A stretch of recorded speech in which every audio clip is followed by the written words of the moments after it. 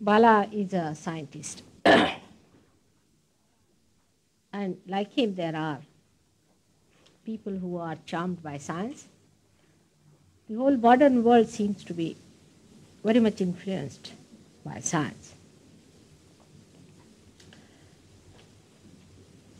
But a scientific attitude has to be a very, very open minded attitude, as he has told.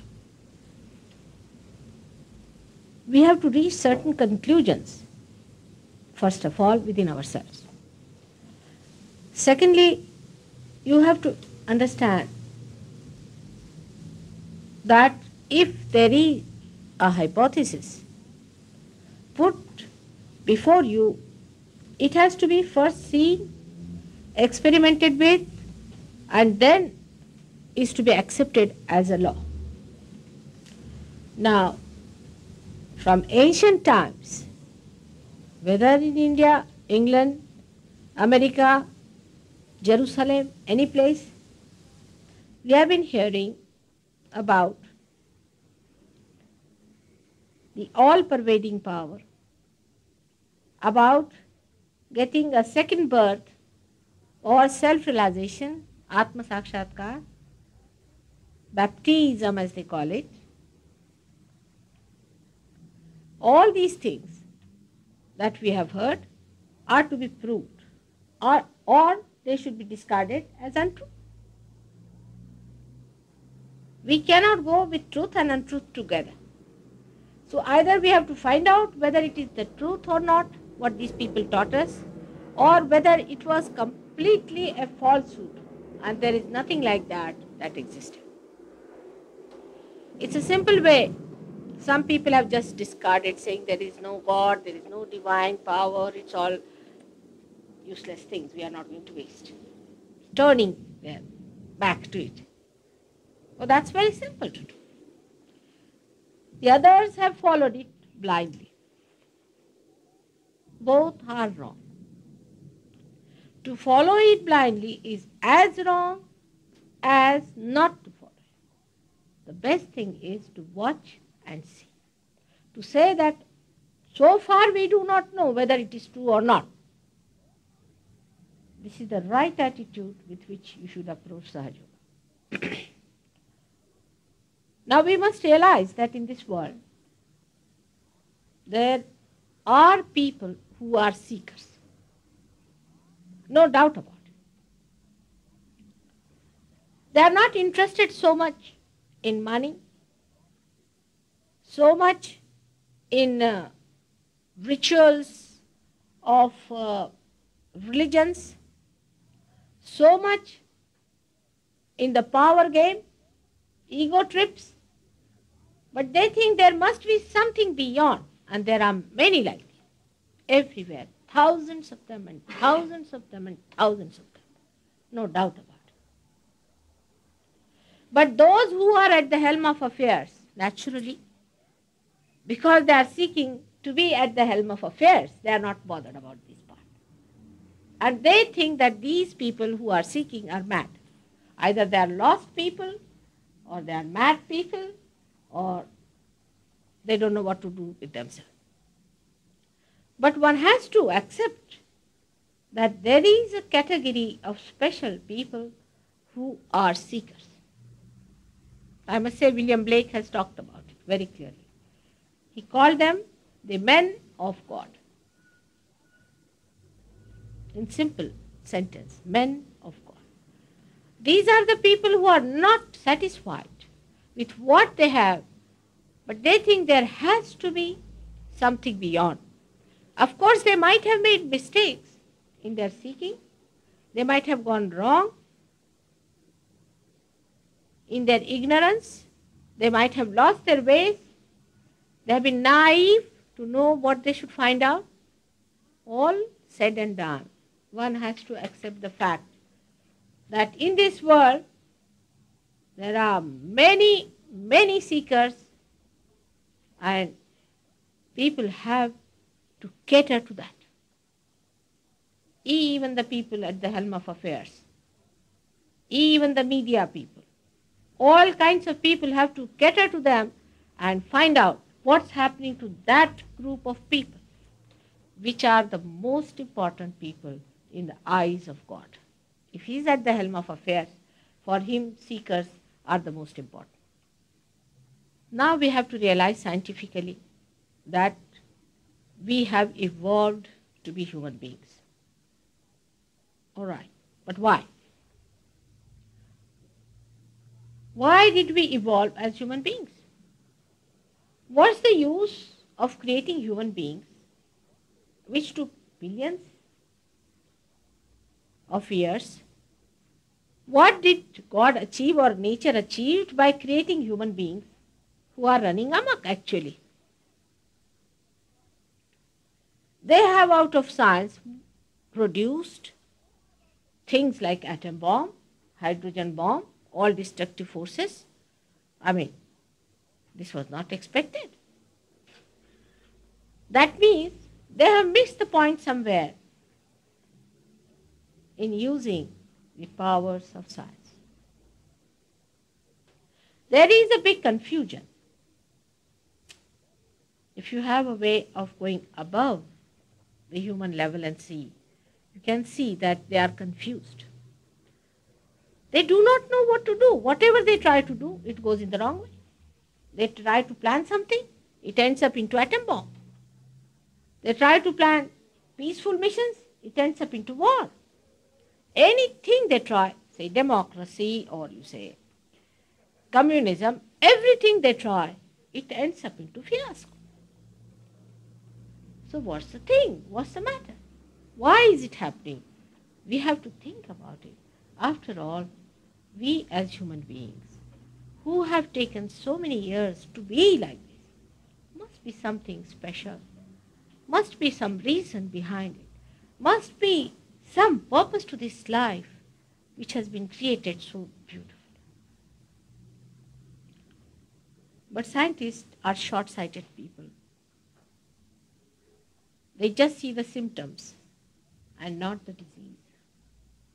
They just see what is available there and not beyond. And never they ask a question why it is there. That question they never ask because they cannot answer it. They are honest because they have limitations. They do not expand anything beyond it because they think it is imaginary. But I am here to tell you that God is the reality. All pervading power is the reality. And its action and powers is the reality. The rest of it is a falsehood. Now this statement of mine, I have to prove it. Under all scientific laws, I must prove it. Otherwise, you may crucify me. And it can be proved. It can be proved scientifically. God has created you in such a way that in you He has laid the milestones of your evolution. You can see all these chakras that are put there, the centers. There are 7 centers within you of which you are not aware. You do not know that there are 7 subtle centers which are the main centers. There are many more which are placed within you, which are the milestones of your growth in the evolution. Now, there is another thing one has to understand, that if we have to become ourselves, if we have to know our purpose, there must be some arrangement within us for our germination. If the seed has to become a tree, there is a primule in it. It's placed there. Just imagine in a little seed, there is the map of all the trees it is going to become. Can you think of that? In the same way, within us, this human body, whom we do not think much of, we take it for granted, there is a complete map of what we are going to become. Within us is placed a power which is called as Kundalini in Sanskrit language. If it is Sanskrit, it doesn't mean that it is Indian or anything. In India, the climate being very good, people tried to find out about oneself, and they went very deep and they located this power within themselves. It has nothing to do with India. And if you ask any Indian man now, anywhere on the street, you will be amazed. They will say they have never heard the name Kundalini. But you'll be amazed that this bone is called as sacrum bone where it is placed. And in Latin language, sacrum means sacred. That means people knew that this bone has something very sacred within us. In Norway, where this language started. And they must be also having a word for this Kundalini, because when I went to Greece, I found that they had a great knowledge of Kundalini. This Athena itself is the primordial Kundalini. Athena. Atha means primal, primordial. They don't know. Greeks don't know because they don't know Sanskrit, but Atha means primordial. And Athens comes from that Athena. And she has that snake in her hand. She is the primordial Kundalini, and she came out of the head of Zeus, who is a Vishnu. So you can imagine how it was all connected in the ancient times and how the whole thing got dislocated. But this also does not give us any scientific proof, whether it is there or not. But I am just giving you the idea that it's not only in India people knew about it, but all over the places. People knew about this power that existed within us. And this power is the power that we can call is the power of desire to be one, to be united with the self, with the divine. And this power is not yet manifested, and that's why it's called, it is sleeping. Because this desire is not yet manifested, that's why people say that this is a sleeping power within us. Now scientifically you can see, that this bone pulsates when the Kundalini awakens. You can see with your naked eyes. Not in all people. In some people where the path is all right, it just shoots off. But in people there's obstructions, you can see very clearly, thousands of them we have seen, and people have seen, this Kundalini pulsates. And if you have a stethoscope, you can feel the throbbing in that bone, and if you follow it up, how it rises, you can feel the throbbing coming up to the head.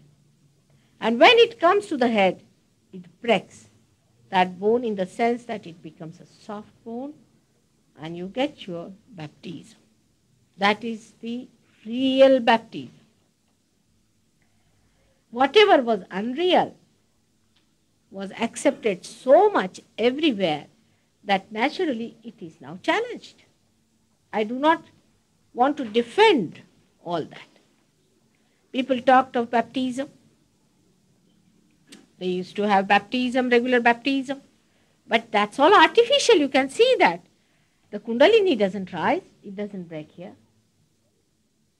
In India, we have a system of calling somebody a Brahmin, and they are given a thread, and the same ceremony is done by a Brahmin who is not a Brahmin, who is not a realized soul.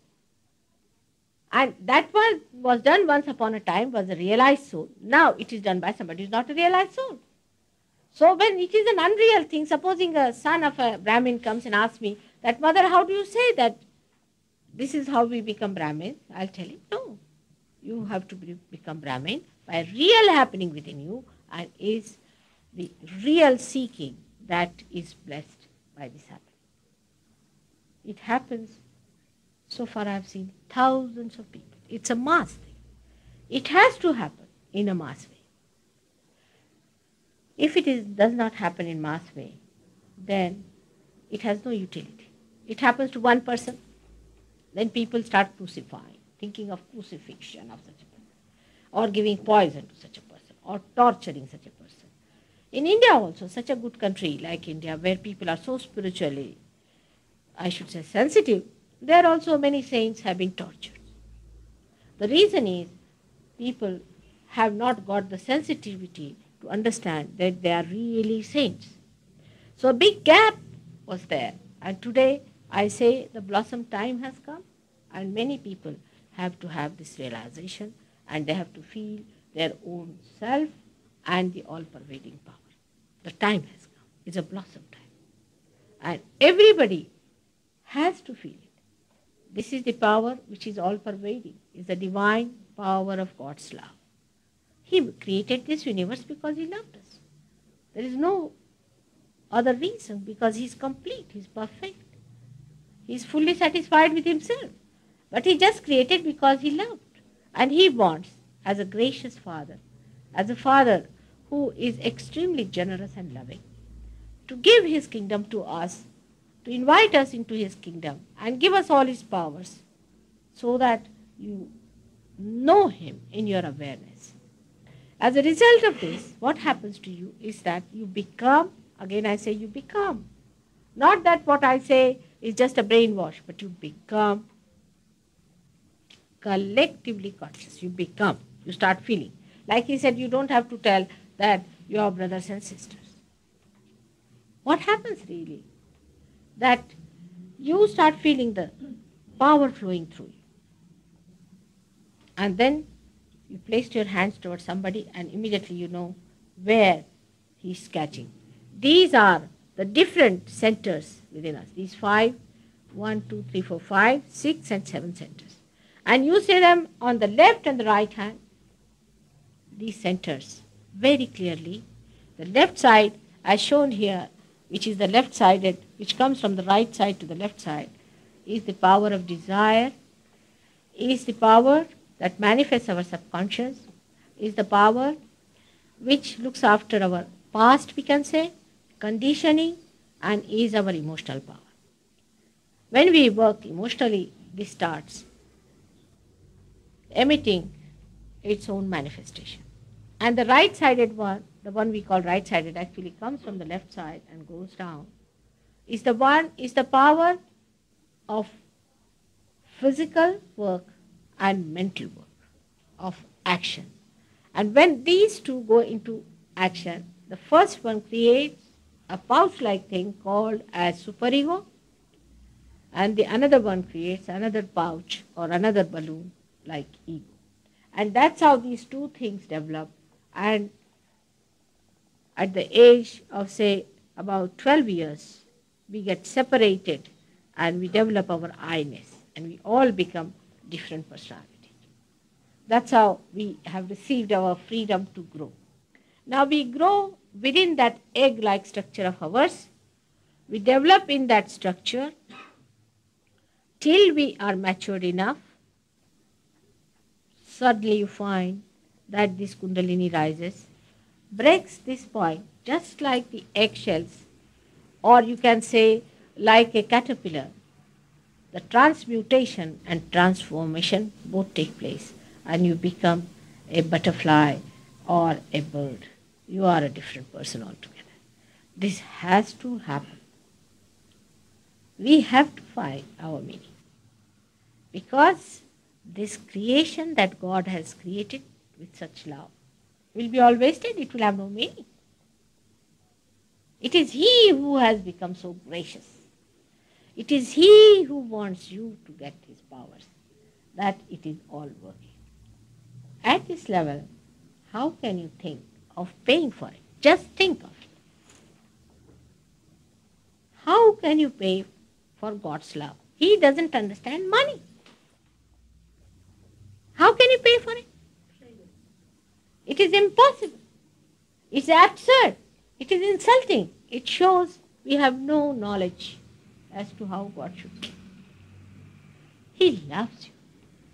How much did you pay for getting your breathing mechanism? Or how can you read about it? What do we read when we have to breathe? If by reading, if you start breathing, what would happen to us? Just think of it. It's so spontaneous. God has given us so much. But we take it all for granted and we don't understand its value. In the same way, this realization, which is the vital thing, has to come to us absolutely free and spontaneously. Spontaneously because it's a living process and everything that is living is spontaneous. You cannot pay for it. You cannot say at this time. You cannot guide it. It works by itself. The only difference between the other evolutions and this evolution is this, that in that evolution you did not know, you were not aware of your evolution, but in this one you will be. You will be know that you are transformed. You will know that it is flowing through you. In your conscious mind, you will have the spirit manifesting. The spirit about which you have heard will be manifesting in your conscious mind. So far it was just a witness of all your doings. But now it is a part and parcel of your being in the sense that you become the spirit. Again I say you become. I cannot say, oh, now you are all realized. No, it's not possible. One enlightened light can enlighten another light. It's so simple as that. You are already, you are all, say, lights. And just because I was enlightened when I was born, I can enlighten you. When Bala said about power, I thought I must be some sort of a dynamite or something. It's the power of love. Can we understand power of love? It has all the powers in it and is more powerful than any other power. So far human beings have never used it. What they have used is the power of hatred. They have never used the power of love, which is the most effective, beautiful, delicate power. It's so dynamic. Because it is all pervading, you have to jump into that awareness to be that. But when the Kundalini rises this way, the first thing that happens to you is that physically you get cured. But I hope you don't collect all the sick people tomorrow. When Kundalini is awakened, then you get physically absolutely cleansed. It's a cleansing process. And that's how you will be happy to know that cancer can be cured. Cancer can only be cured by Sahaja Yoga. I've been saying that. Now people, when they get cancer, they come to me, even doctors and very highly placed people. But when they go and tell people that we got cured with Sahaja Yoga, nobody believes. They think this man is mad. So many diseases can be cured by Kundalini awakening. Like I would say, now supposing I have to come to this room. You have got it decorated clean. If God is to be established in your heart, then the body has to be cleansed. So as a grace, this mother, your Kundalini, which is your individual Kundalini, she just cleanses your body. In one shot, overnight. So many people got it. Then your addictions and habits, which come to you through your conditionings, and domination of the matter on you drops out. So many people overnight forgot to smoke. They just forgot they had to smoke. They were surprised after 3 days they realized that they have to smoke. We had people who were really like druggists and chemists, you see. They had storehouses of drugs within them. And this they did because they were seeking, you see, nothing wrong with them. They got completely cured. Because when you get the absolute, all these relative things follow. Then your mental problems also get corrected. Here I would like to give a note on so many false gurus who have come to this country. So many false gurus have come. And there are many who are now prospering in England as well as in America and everywhere.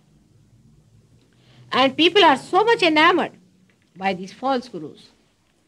And they have been really paying such a lot of money to these gurus that I cannot understand.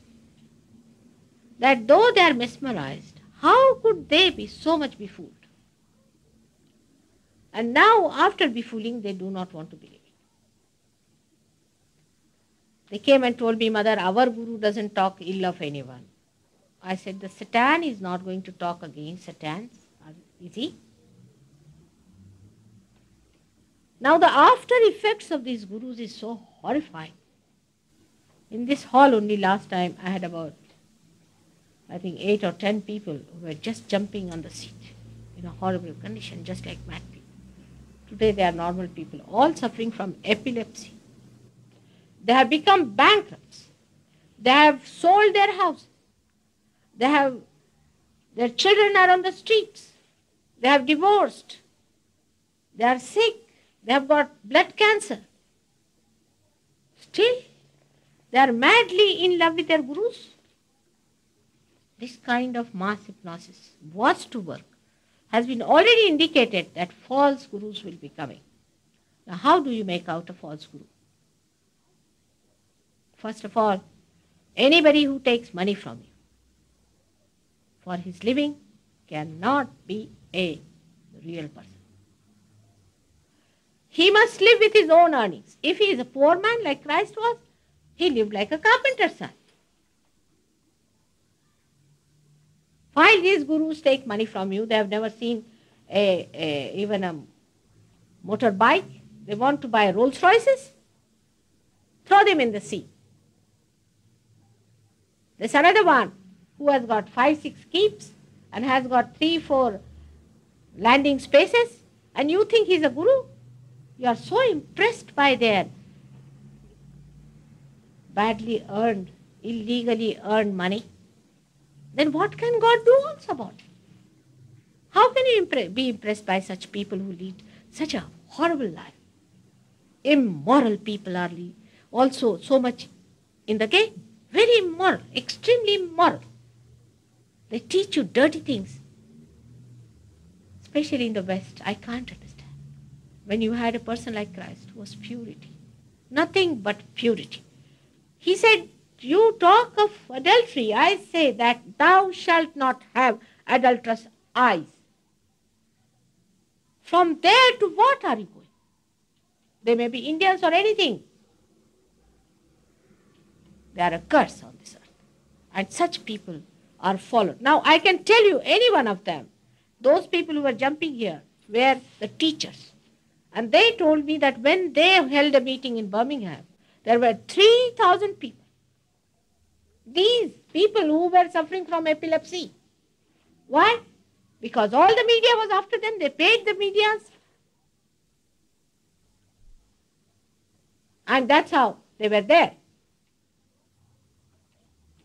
This is a very big problem. You see, the money begets money. But you cannot get God with money. It's a very funny vicious circle, please understand. And it's the greatest destruction for human beings. Because these are the most beautiful flowers of God, which are not paid attention to. And these people went to the police and told them about it. Nobody is willing to listen to them. You'll be amazed. There was a diamond merchant who is now on the street begging. Can you imagine these things have happened and nobody is bothered about them? And they are saints. They are born to seek God. Have some understanding. And this is what is happening. I'm so very sad to see that people who are so beautiful in the eyes of God are tortured by these. And now, even in England and France and everywhere, I find people have taken a good hint from them, and they have also floated big enterprises in the name of God. In the name of God, you cannot take a single bite. It's sin. You remember Christ had taken a hunter in his hand and started hitting all the people who were selling in front of the church. They were not even selling God, but in front of the church they were having, he could not bear that insult. And these are selling God and selling realization and selling these precious things. My heart weeps actually to see these beautiful people are being tortured from one guru to another. They are seekers. In Birmingham, I met a man. I asked him how many gurus you have been. All his money, all his earning, he gave to gurus. And he gave me a list of people, which was written in 3 pages and both the sides covered. Can you imagine this gentleman? And he had all kinds of problems that you could think of. Everything, every body, every part of his body was paining. He had this trouble, that trouble, this problem, that problem. There was no problem on the earth that he did not have.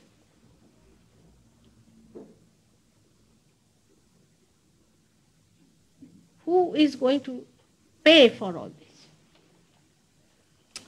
I feel that people do not want to accept the truth sometimes. There are seekers, they get so fed up and so tired that they think mother is another guru. I'm not a guru, I'm a mother. Guru is a very difficult task. I mean, the real guru is a very difficult, is a very hard taskmaster. I'm just a mother, but mother is the guru of gurus because she knows how to handle her children. They are very difficult people. Any guru, if you want to meet who is a real guru, it's not easy. Half of your flesh will be finished before you see him. But the time has come that all of you must get it. With all self-respect, with all your glory, with all your freedom, you have to get it. You are honored by God. You are respected by God. And that's why whatever has happened now. Forget about it. Better get to your realization. And then all understand all the knowledge of your centers which are within you, everything about yourself and about others, and how you feel. Now, if there are, say, 2 children who are realized, you call them out and tie their eyes. It's a very simple test. And ask them to feel the vibrations of another person. And immediately they'll say, this finger is catching. Means this man has got throat trouble. All of them. There was a lady from Observer, she came to see me. She got a realization. She's very intellectual. But she was so surprised at her realization. She said, Mother, I must jump to it and write it. I said, no, please settle down. You must establish yourself. She said, no, I can't help it. I must tell because I am a seeker and I know how people have suffered. So she went on. But afterwards, I think she was a little surprised. How could she get realization? She had no faith in herself left, poor thing. Perhaps. So one of the Sahajogis said, all right, call the children. And she called the children. And the children started feeling the wind even from my photograph. And they said, oh, mother, wind is coming. Such a lot of wind is coming. And that's how she was convinced. You all are invited to it. Believe me, you are invited. And have it. With all grace and beauty, you all should have it. You have suffered too much. Now it's time for all of you to get it, isn't it? But believe in yourself. Why do you think that you cannot have it? And the greatest disease of the West is that they all think they are very guilty. I mean, this disease must get out. If you think you are guilty, you cannot get your realization. What are you guilty for? What have you done? What guilt do you have? I just can't understand. It's imaginary. All the time you are guilty for this, you are guilty for that. Any small thing, if you have not said thank you 100 times in day, one day you think guilty. I mean, there's no need to say so many thank yous also. And to think that you have done mistakes all your life, this is mistake, that you have done mistake, you should be like this, your face should be like this, your hair should be like this, you should walk like this, you must have a dress like this. If you put your knife this side to that side, what does it matter in the eyes of God? It's not important. And to think all the time that you are guilty. creates a problem here. You must have many people saying that I've got pain in the neck. No, that he's feeling guilty for nothing at all. For such people, there's a very simple mantra to say, Mother, I am not guilty. Simple. Thrice you say and your neck will be all right. It's a very simple mantra to say, Mother, I am not guilty. I'm talking here about the ocean of love, the ocean of forgiveness. And what are these specks you have collected, imaginary ones? This I discovered after coming to England, that people feel guilty. And then others also I've seen. But in India, there are very few people who really feel, I tell you. They never feel guilty. They have the other problem, right side, but not the left side. I've seen them feeling guilty. I mean, I don't think we have so much time to sit down and think that we are guilty. We are so busy, you see, perhaps in that country. But this was my experience. And with that little thing, you got your realization. Can you imagine? So there should be no self-pity. There should not be any unhappiness about it. But it's just a play. It's so simple. It is not frivolous. It is very deep working, but just a play. Like you come in the room, you ask me how to put the light on. There's a switch, you put it on. But behind that is a big organization. In the same way, the Kundalini awakening, though it's a play, behind that is a big organization. And you need not take all the responsibility of world on upon yourself. God is doing everything. Actually, you are doing nothing. What do we do? Tell me. At the most, if a tree dies, we make a chair out of it. That's all. And the chair sits on our head. We can't sit on the ground then once we make the chair. That's all we do. We cannot transform one flower into fruit, can we? Not even one. The one who does. Billions and billions of this every moment. Where are we compared to it? To think that we are doing something and that we are guilty for it is all absurd.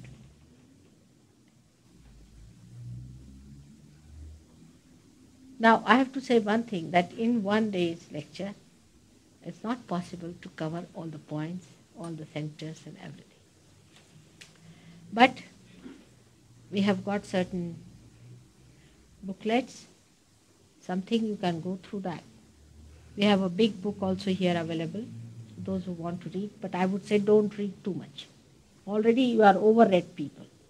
So it's better not to read anymore, it's better to experience. And develop the experience and grow more, and then you start reading.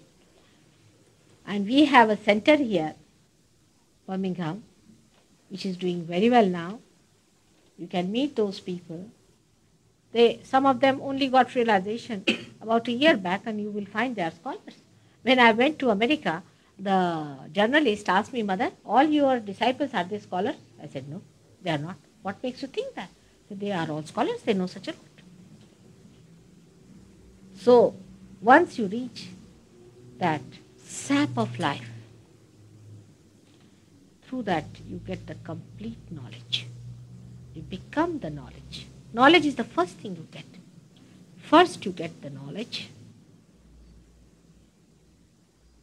That is also a knowledge which is your own, in the sense you feel hot, cold. Now, anybody who feels hot need not be an educated man or a scholar, he feels hot. Anybody who puts a finger to the thing feels hot. It's like that you feel. So first you get the knowledge about it. And then you get the joy out of it. So I have to tell you one thing, that though it sounds very fantastic, it is not. It is absolutely simple, and this should happen. I would like to have some questions from you about it, and then we'll see how it works out. All right? And not to be afraid. There's nothing to have any fear about Kundalini, because you must have read such big books saying that Kundalini burns you, Kundalini does this. No, she's your own mother. She doesn't do anything of the kind. These are the people who have never known what Kundalini is. It's like somebody putting the fingers into the plug and saying that electricity burns you. They are unauthorized people who have done all this, and that's how they have suffered. Good way.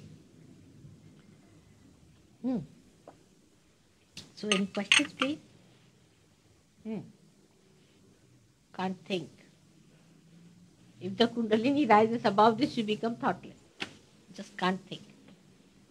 And when she gets out from here, you start feeling the cool breeze from your head. Really a cool breeze, you feel it. And from your fingers. As simple as that. You are still doubting something. Ask a question. Do you need to seek the power before you pray? Can't hear. Loudly.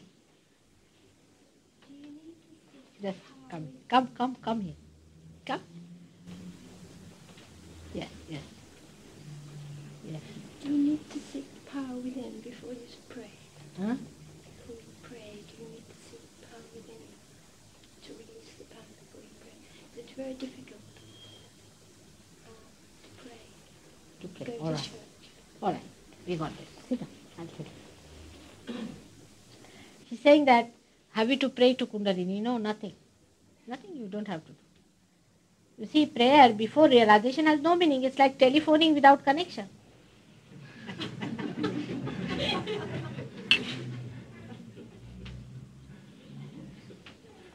There's nothing to pray. Nothing to pray.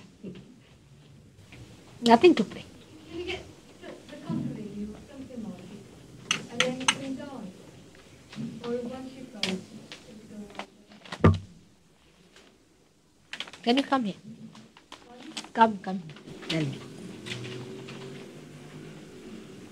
So, No, I was going to say, I think everybody's got a question to ask, but they don't know how to ask the question. they don't know I think everybody's got a question to ask, but they just don't know how to. what to to. go. What? They- They don't know what? Everybody's got a question to ask you. Ah, Everybody knows that, but they don't know how to ask. they don't you. want to ask. No, they don't know how to ask you. You know what I mean? A lot of people just don't know how to ask questions.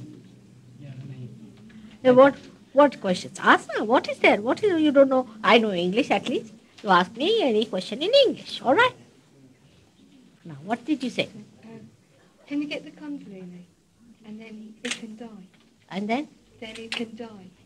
Or once you've got it, Oh, have you always no, got very it? good question. All right. That's a good question. Sit down. That's a good one. Yes, sit down. She asked me a question, if it is awakened, can it die out? It doesn't. Once it is awakened, it goes up, opens out. But, what is that? At the first shot, you see, it goes really in a big way. You get it in a really big way. You remember it. But then it goes back and looks after other parts where there's a problem. So the force is reduced. But then you have to learn how to keep the force there and how to raise it.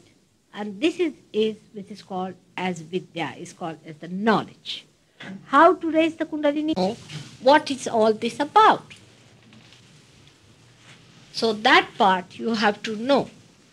I am here to decode it. Somebody came and told me, Mother, I feel here tickling, all the time tickling. I said, this center is not all right, you have to open this center. Now, how to open the center?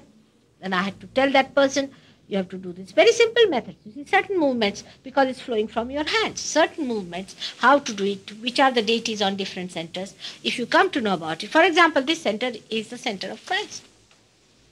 Between the optic chiasma is placed a very subtle center of Christ. In the Indian scriptures, he is called as Mahavishnu.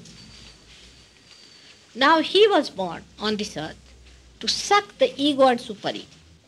His crucifixion was there to suck our sins, means the ego and the super-ego. But he is to be awakened. Unless and until he is awakened, it cannot happen. You go to church or you pray to him, or nothing will happen. But if Kundalini goes and stops there, and if you say Lord's Prayer, it will rise. Is the proof that it is Christ sent. Now this very important point, that he should be awakened, that Christ was for this, was never known to Christians. It's a living process. He said, I am a living God. And when they went to India, the way they talked about Christianity was something absurd. So Hindus still believe that this one who has to redeem us has to come. They don't know that he's already born and crucified and he's the one. He is Mahavishnu, who is described in Devi Mahatmya very, very clearly. He was specially made. Who was his father, who was his mother, all described. But the people who know English have no rapport with our ancient scriptures, and those who went from here have no rapport with Christ. That he is to be awakened within us. He said, I am to be born. And how to awaken it, nobody knew. Only through Kundalini you can do it. He said, it said in the Bible, I'll appear before you like tongues of flames. Now what are these tongues of flames? Go and ask these people, these Jews. Do they know?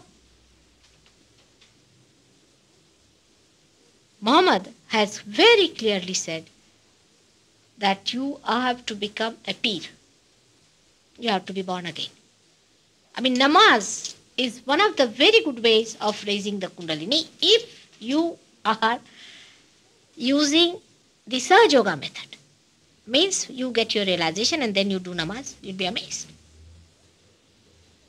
Everything has a meaning only when it is a living thing. Otherwise it's dummy. Everything is a dummy stuff, you see. Like this is a dummy thing. I shout at it or do what are you like. It's not going to work. That's why everything is a dummy. And that's why people say, oh, Christianity is wrong. If you go to the Muslims, they will say the Jews are wrong. The Jews will say the Muslims are wrong. Hindus are wrong. I mean, they are all blaming each other. If you have to learn about yourself, better go to the other party. But they are all dummies. Once you get realized, you will know they are all connected with each other. Absolutely one. There's complete harmony and concord. Christ himself has said, those who are not against me are with me. Now go and ask these priests who are those who are not against him, who are with him. I mean, he was not even given sufficient time. Only for 4 years he could talk and he was killed.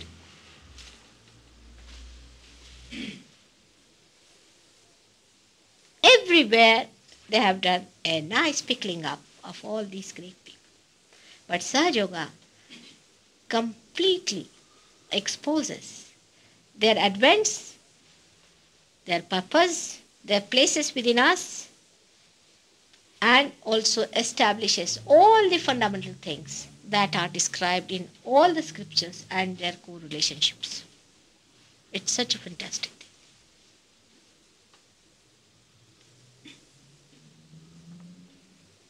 How it establishes? By proving it. I'll tell you one example, a simple example. There was a gentleman from Iran. He was a doctor. He came to see me. I mean, it is now we cannot contact him because he's in Iran. But he came to see me. He was a Muslim. And I told him that Muhammad Sahab was born as Nanak Sahab in India. He could not believe it. He said, how can it be? Though Nanak Sahab had said it in a way. Because Nanak Sahab was sleeping and somebody told him that you are placing your feet towards Mecca. He said, all right, I turned my feet to the other side. And the Mecca came that side. He said, I can't believe it. I can't believe it. I said, but Muhammad Sahab has said that he's the last. I said, I'm not sure of that. But maybe he must have decided to come back. The way people are. He could not believe it. And he had stomach cancer, which is caused by, one of the reasons is fanaticism. I told him, you have to believe in him. He was one of the incarnations of the primordial master, and he was the same. Abraham was the same. Moses was the same. Socrates was the same, and you have to believe it. He said, I can't believe it. I said, I can't cure it. Then he went back and he was very sick. His wife said, now what is there? After all, you see, we became Muslims because our parents were Muslim. And they told us that Muhammad Sahib was the last. After all, you are to be saved.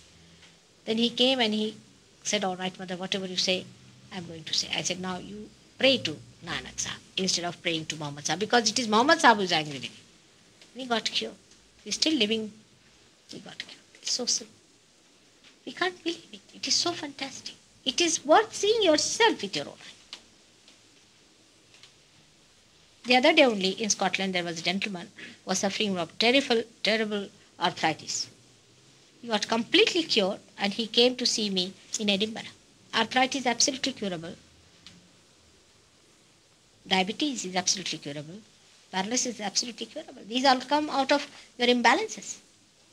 If you want to treat a tree and if you just treat a flower or a leaf, you cannot treat the tree. You have to go through the sap. Sahaja Yoga is a system by which you go through the sap of a personality and treat the whole body as a whole. Because the whole is the one which is to be looked after and not a part of it. Because you are a part of the whole. And once you get connected with the whole, that primordial being looks after it. And this is what has exactly happened to us, that we are all separated from the whole. And we have to become one with that, with all our awareness and understanding, so that that whole looks after us.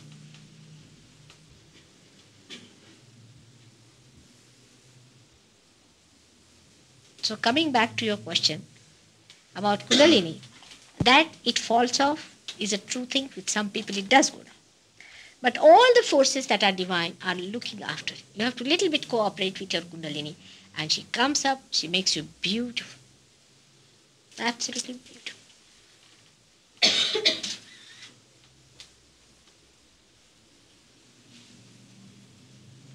Now, any more questions? Could you just clarify what exactly you have to do? That's the exact point. You don't have to do anything. You see, I have to do something about it, not you, in the beginning. Then you can do it. Like this light is here, all right? This is enlightened. Now there's another candle which is not enlightened. That candle has to sit straight. Just keep the wick out, that's all. And this candle has to just go near that and that gets enlightened. I mean, I'm not doing anything about it. That's also I must say, because sometimes the ego gets challenged, you know. Somebody said, why mother you? I said, you better do it. I'll be very happy to replace. If you can come and do it, nothing like it. You see, it will be such a change. But what can I do? I have to do it. Otherwise, I'm a happily married woman. I have my children, grandchildren, everyone there. I have no problems. But I see your problem and I see that spirit in you. And I just feel in all my love and compassion that you must know it. That's all. And once you know it, you can do it yourself. Like one light can enlighten many, isn't it? It's as simple. You become that. You don't have to do anything about it. You have to just put your fingers like this and the power flows into it. It's that simple. You won't believe, but it is. Because you are ready. You are just ready to be enlightened. Now this instrument is made. If it is not put to the mains, what's the use? But how do you put to the mains? Just put to the mains. That's all. The mains are there and this is ready. You just put to the mains. You are just there. Like a television set to a villager, if you tell, he won't believe that it is so fantastic. That there are all things around you. He will say, I can't see anything. How can you believe it? And you put to the mains and you start seeing the television manifesting, which is so fantastic. In the same way, you are a special instrument created by God. You are just put to the mains. You don't have to do anything. What did you do for your evolution? When we became human beings from a monkey, what did we do? Nothing. We did not cut our tail or anything. It just dropped off. In the same way, we don't do anything for this also. It's just there. You are just ready. You just get it like that. You don't know how fantastic you are. You don't know that. Nah? I know that. But you will also know very soon. When you will know, you'll be amazed how fantastic you are within. It's said always, all the scriptures, all the great people have described you as very great. All of them have described. But you must have faith in yourself that you are great, no doubt. And that instrument is ready. Just ready. It is to be applied to the mains. And once you start manifesting, you can give it to others. It's that simple. You can't believe it, I know. But it is so. You will see that very soon. Do not doubt it too much, all right? Otherwise, this brain will be working. Cut. That's why I said, for a while, you should stop thinking about it. Then it will work out. Because I've seen people who go on doubting very much if they take time. Just open out yourself. You must open yourself fully. And it will work out. After all, you want to have your realization, isn't it? What else you want? You don't want to doubt for doubting's sake. What's the use of doubting also? I mean, if there is, supposing I say there's a diamond here, you will all run. Not only you, but people from Australia will come if I say it is free, available. Don't you think so? They'll say, worth going by plane if there's such a big diamond available. So no use doubting. Just have it. You have a diamond in your heart. No doubt. It will spark. Do not doubt. This mind has been doubting all the time. What has it given you? Nothing. It will give you problems and headaches. Don't be doubting Thomases. Be trusting. Come here, come.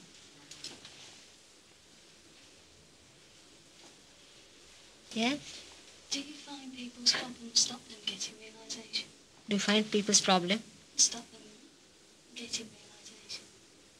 The things that they've done in the past, they feel so guilty. With problems, it stops a little, sometimes, little bit. But Would they I have realise- know all the permutations, combinations now. So I can get over all the problems. I think so. All right? Yeah. I know many permutations and combinations now of problems.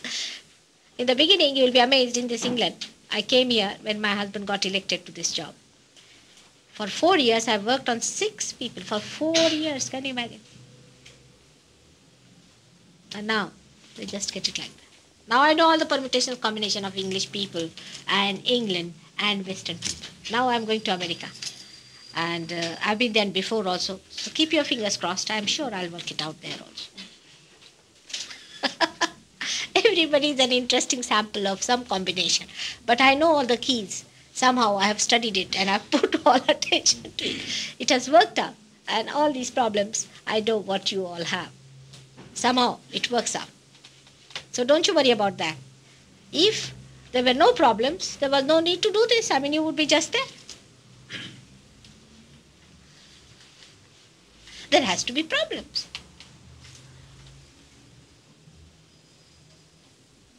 Any other problem?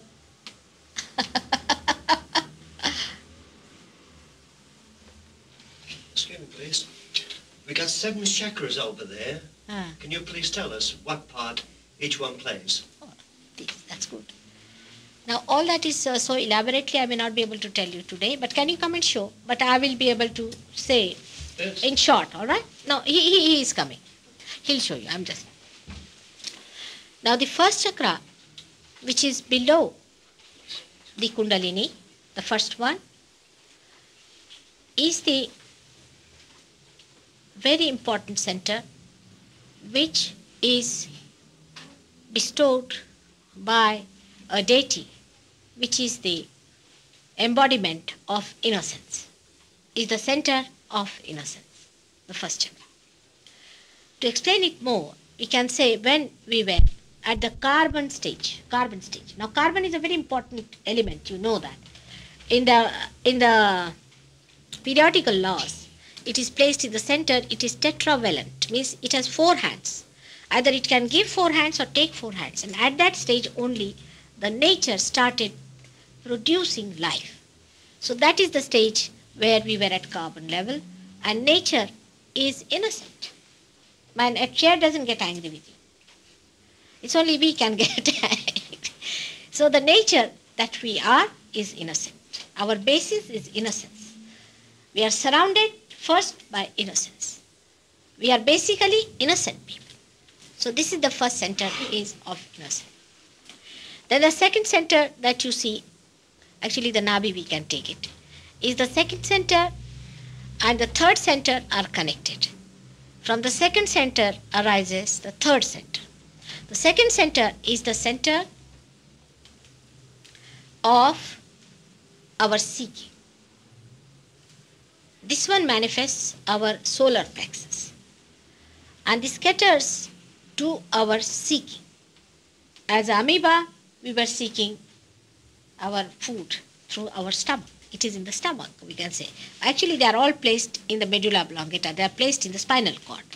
But they manifest outside the plexuses. For example, the first one manifests the plexus called as pelvic plexus, which is responsible for our excretory functions. All right. Now the second one, which is the one I told you just now, manifests the solar plexus, is for our seeking. And now you are at a stage, the seekers, where you are seeking the ultimate, the beyond. But there are people who are still seeking money. There are people who are still seeking other things. But I take it for granted that you are seeking divine. So the seeking reaches that state at that center. The other center that comes out of it is the center of action. The seeking has to put into action. Otherwise, supposing you are hungry, you have to go into action to get it. So this is the center of action within us, which works within us all the activities for the future, it thinks, and all the activities that we require for our mental or our physical needs. So this is the center of the Creator. The above center, that is the center which is the center of heart, as we call it. It is a center which represents your sense of security. When the child is about 12 years of age, this center creates antibodies in your sternum bone. And these antibodies, by the time the child is 12 years of age, go into the whole body. And they are the ones who react to any invasion on the body. And these antibodies react, say for example, all our injection system works on that. We put a little virus, which is an outsider invader inside the body. And when you put that, they get energetic to fight. And because of their energies, they fight the disease and we get cured. This is the principle of that. This is the center of our sense of security. When we are insecure, then this center starts pulsating and emitting more antibodies and looking after us. And this is a very important center within us. But there are two other centers on sides of it. One is of the mother, one of the father, on both sides. I mean, they have sub-centers also. Now, this one can be called as the one which manifests cardiac plexus. Then above that is the center, which is behind here, is the center of our collectivity. Is the center where we become one with the whole. Is the center which gives us the idea that we are one. By this center, we become also the witness of the play of the divine later on when it is enlightened. It's a very important center by which we talk to others, we communicate to others. On the right hand side, on the left hand side, emotionally, we become attached to people. Then above that is the center, as I told you, of Christ, or we can say the center of ascent. There is the door which goes into this area of limbic area, which is grossly known as limbic area, which is the kingdom of God. And above is the last one here, where this point, the whole thing is one center, the limbic area and this point. When the ego and superego are sucked in, the kundalini rushes through, and this fontanelle bone area becomes very soft, and you start getting the cool breeze from that point. Now, in short, I have told you. But in details, you can go through the book. It's all written down about these centers, which are the basic 7 centers, but there are many other centers which are subplexuses of this. Amazingly, there's one thing, that all these centers are manifesting the plexuses outside. And all these plexuses, for example here, the plexus is the one that looks after the pituitary and the pineal, these two things. So it is related absolutely with the gross as well. But we go from inside outward, while the doctors go from outward inside, which you cannot go. You cannot enter into a tree through a leaf. You can enter only through the sap into it. These are, in short, I've told you, but there are all these things are clearly written down in a book that they will give you. They have got it. Have you got them? Yes. You can get, it's a very small booklet. How do you charge any money for that? No, it's free. You charge a little. How much? Huh? 10p or something they charge.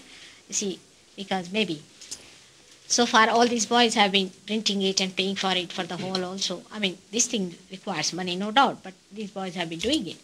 And it's all right, not much, you see. Birmingham is a cheap place that way, I must say, compared to some places I went to. Also, everybody is trying to fund it so that, I mean, there's no sort of any profit basis or anything. But like ashram, we have got say 10 people, they take a house, they live there, look after it, and that's an ashram. There's no sort of a profit making or any fees or anything, because they live there, they have a house, they live there, that's all. It's as simple as that. We do not have any such organization. There's nobody who is organized in it. You cannot organize God. So there's no organization. They are there because of their free will, because of their freedom, and because of their love, and because they feel responsible that they should do it. There's no force on you. There's no compulsion. There's no money taking. There's no membership.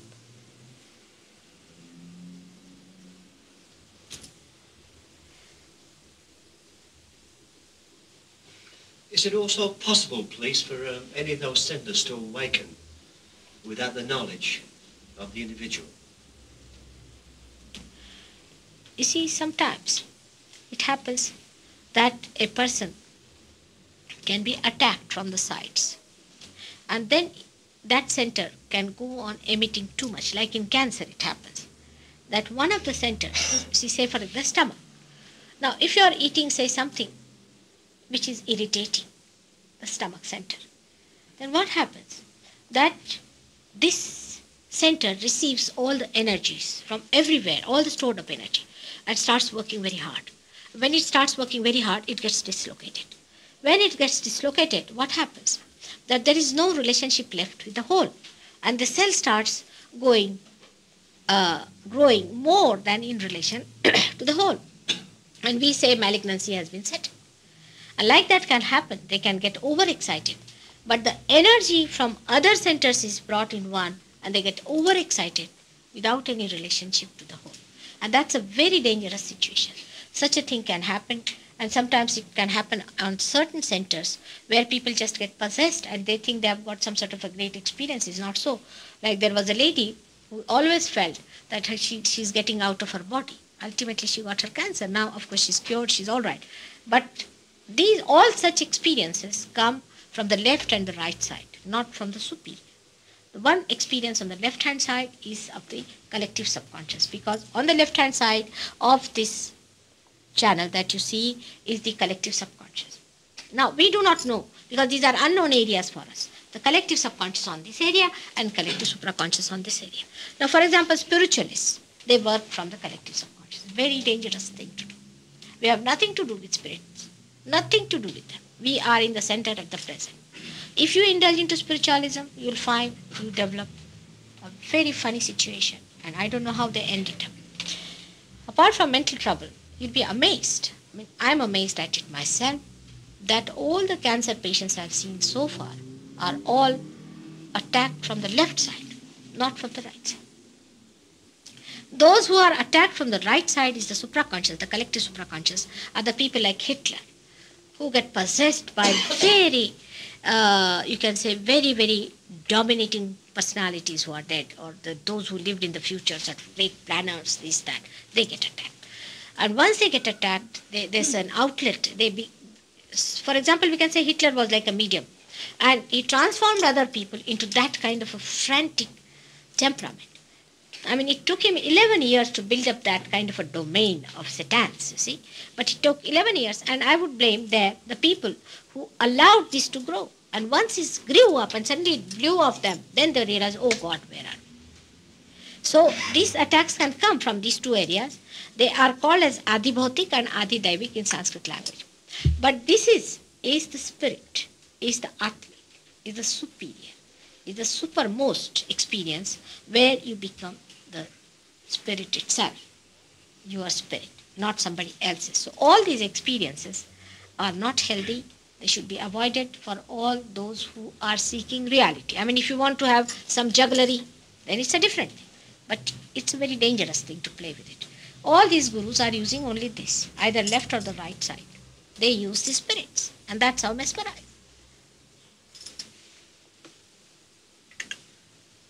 It's a very dangerous thing. The other day, the Sahaja Yoga has become so powerful now that these people gave realization to an archbishop of black magic. Can you imagine? I was amazed. And this fellow was quite all right. Then he went home and he found everything was moving around. All the things that were there were moving around. Now the spirits were tempting him back. They thought if he show some sort of this jugglery, he will be back again. And they telephoned to me, Mother, now what to do? I said, why did you give him realization? There was no need to give him realization. He said, just he came and he got it. I said, leave him alone. I'll look after him. You don't worry. It happens now. This Sir Yoga is so great. Imagine giving realization to the Archbishop of Black Magic. I mean, this is too much.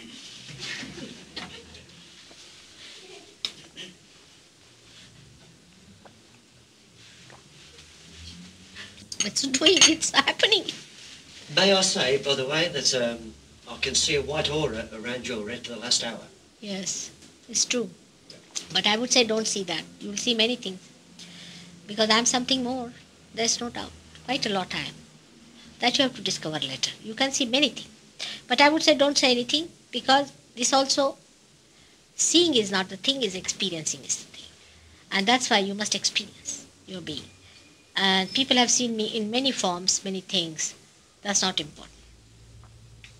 That's not important. Important is that you must get your realization. I must be something, isn't it, to do it? No doubt. There must be something about me, but I don't want to talk about it just now. I'm very tactful. You better find out. Why is peace and tranquility registered on your face? On my face. Could you explain? You are also going to get it. That's all I can say. It is there. Inside, it is all, whatever is inside comes out, isn't it? You are all peace, tranquility, everything inside. You are also the same. Not only me. You have to just feel it. You will, no doubt. You will feel it, no doubt. I assure you. That's why I'm here. I want you to enjoy that, what I am enjoying. That's all. It is like a drunkard who cannot enjoy his drink. That's why I say that I'm a capitalist because I have all these powers, and I am the greatest communist because I'm a share. I can't help it without sharing. So this is such a combination. All right? Thank you. So should we have it now? All of us. Because it is within us, so why not have it? Will you please put your hands just like that? Straight. Put both the feet straight on the ground. Just like this. Is just to help your Mother Earth to take away the problems. Just like that. And close your eyes. Just close your eyes. It will work out in no time. Just close your eyes. It's all right. Now you don't say anything. Just close your eyes and put your hands like this. Now, feeling the cool breeze. Already. Now enjoy it. Just close your eyes. Now few things I will tell you which you have to say in your heart. One of them, as I told you, say in your heart thrice, Mother, I am not guilty. Say it thrice, please. With believing what you are saying, that you are really not guilty. In the eyes of God, you are not at all guilty. You have no business to judge yourselves. Just say, Mother, I am not guilty. That is to establish your love for yourself. That, Mother, I am not guilty. Just say that. If there is any shaking in your hands or anything, then keep your eyes open. If there's a little shaking, maybe because there's some sort of pressure on your nerves. If there's a shaking or anything, doesn't matter. After some time, it will go away. Just put your hands towards me, or you can throw away the shaking like this, nice, and it will be nice. You'll like it. If you feel the shaking. Now, first thing you say with your heart, Mother, I am not guilty. The second thing, thrice you have to say that. That you have to say is that, Mother, I forgive everyone. Just say that. People might say that it is difficult. Nothing difficult to say. Just say, Mother, I forgive everyone. Just say that. Because by not forgiving, actually, you are carrying an unnecessary load and harming yourself. You cannot harm others. You are harming yourself. So just say, Mother, I forgive everyone. Say it thrice. Just say that. These are your main problems. First is feeling guilty. Secondly, not forgiving others. Go on saying it. Mother, I forgive everyone.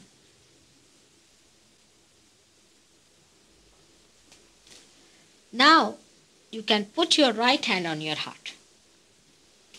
Keep your eyes shut. And ask a question. Mother, am I the spirit? Ask thrice. Mother, am I the spirit?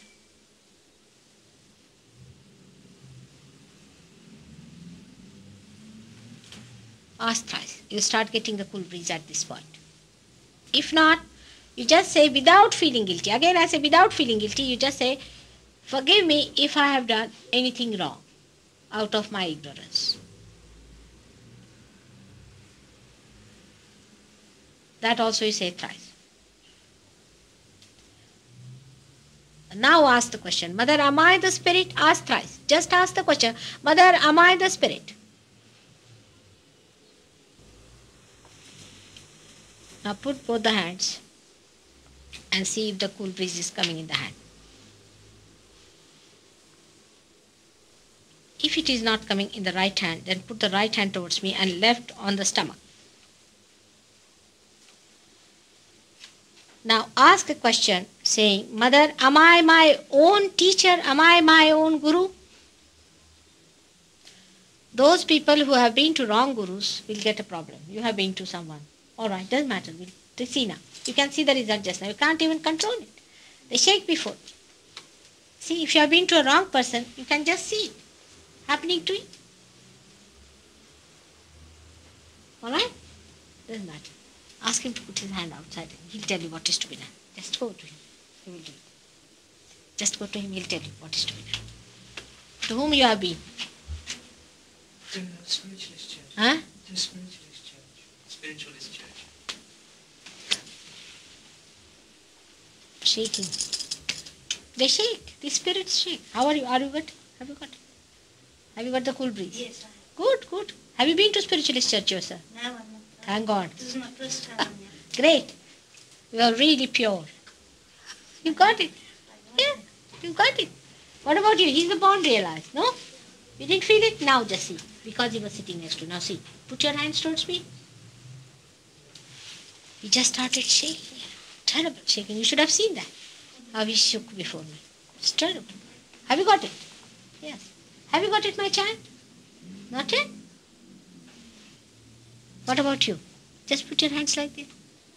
You have got? Cool breeze? You should. You are doubting still. You've got sinus trouble, have you? I haven't, no. Hmm? You did. You had it. Alright, we'll work it out. Doesn't matter. Work out. Just put your hands like that. It should work out. Mrs. Joshi, you got it? Your face is changed, you know. You look at least 10 years younger. All of you. Did your friend get it? Did you get it? Colby? Absolutely not. Nothing? Alright, we'll work it out. For journalist, you must ask a question. Mother, am I the witness of the whole play? Just ask a question. I'm sorry. Am I the witness? Witness of the whole play. You are a witness. You are not involved in it. This is a journalist has to be a witness. A sakshi. Yes, but I still wanted something to happen. Obviously, I wouldn't be there otherwise. I'm interested in it. Yes, just say that. Say in your heart, am I the witness of the whole play? In your heart you can say that. Ask the question. You have to first witness it. Then you can report it. What about you? Are you alright? Are you getting the cool breeze? Little bit. Yes, it will work out. You watch me without thinking. Let's see. Better? Working up.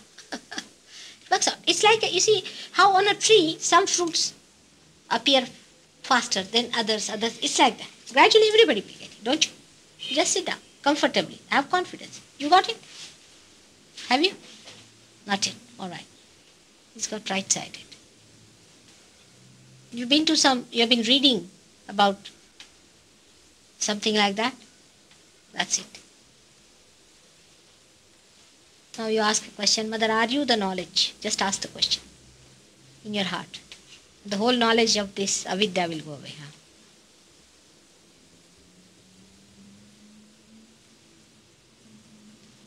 Now we got little feeling. It's very subtle. Reading, spoils it a little bit. So just say that, it will work out. See this lady, journalist lady? Who else hasn't got it? Raise your hands. Those who have. There's nothing to fear, nothing to this thing. It must be worked out. It has to be worked out, everybody has to get it right. Alright? Now, Rajogi should work on people who haven't got it. You haven't got it.